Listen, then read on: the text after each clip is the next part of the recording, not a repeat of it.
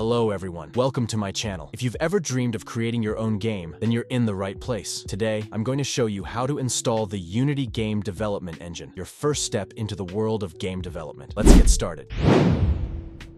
First, make sure your computer meets the minimum system requirements. You'll need Windows 7 or later, Mac OS 10.13 Plus, or a suitable Linux distribution, along with at least 8 GB of RAM and a graphics card that supports DirectX 10 or better. Head over to unity.com, click on Plans and Pricing, and choose the personal plan if you're just starting out. This will take you to the download page for Unity Hub, which is a must-have tool for managing your Unity installations and projects.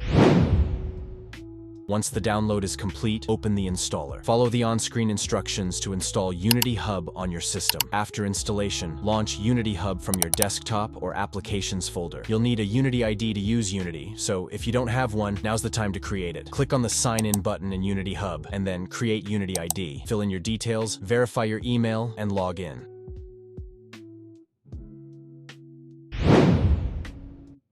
In Unity Hub, go to the Installs tab and click on Install Editor. Select the version of Unity you want to install. For beginners, the latest stable version is recommended. You can also select additional modules depending on the platform you intend to develop for, like Android, iOS, or WebGL. Click Next to review your choices, then Install. The download and installation can take some time, so feel free to take a break while Unity sets itself up for you.